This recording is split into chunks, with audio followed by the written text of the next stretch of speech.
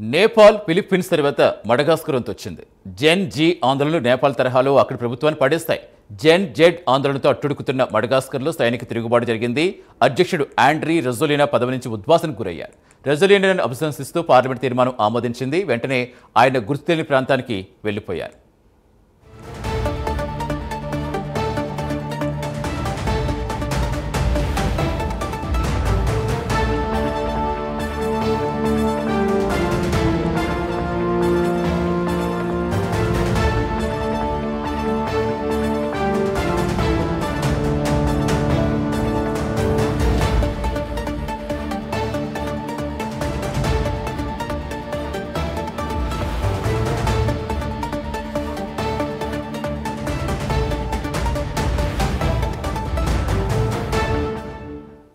తిరుగుబాటుకు నేతృత్వం వహించిన క్యాప్సాట్ సైనిక విభాగం నేత దీనిపై ఓ ప్రకటన చేశారు. అధికారం తమ చేతుల్లోకి వచ్చిందన్నారు.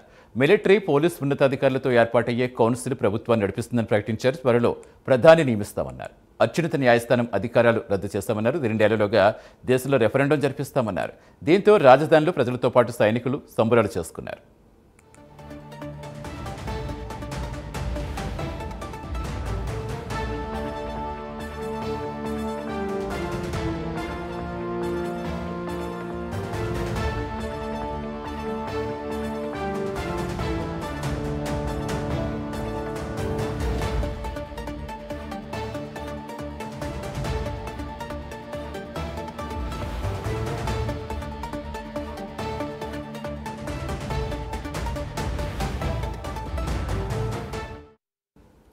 మడగాస్కర్ తూర్పు ఆఫ్రికా దేశం. ఇక్కడ జెన్ జీ యువత నిరసనలు తీవ్ర రూపం దాల్చి చివరకు సైనిక తిరుగుబాటుకు దారితీస్తాయి. దేశంలో నెలకొన్న తీవ్ర నీటి, విద్యుత్ కొరత కారణంగా సెప్టెంబర్ 25న ఈ నిరసనలు ప్రారంభమయ్యాయి.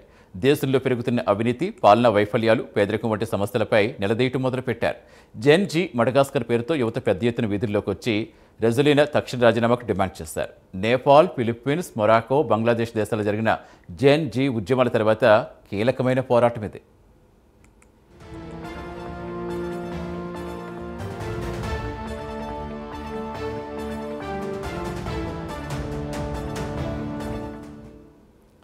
అయితే నిరసనలు అణిచేసేందుకు బదులుగా మడగాస్కర్ సైనికులు తిరుగుబాటుకు మద్దతు పలికారు. 2009లో రెజోలినా ఇప్పటి దేశ అధ్యక్షుడిని పదవీచ్యుతుడిని చేసి అధికారంలోకి వచ్చేందుకు సపోర్ట్ చేసిన క్యాప్సాట్ అనే ఆర్మీ యూనిటే ఇప్పుడు జెన్ జీ యువతకు అండగా నిలిచింది.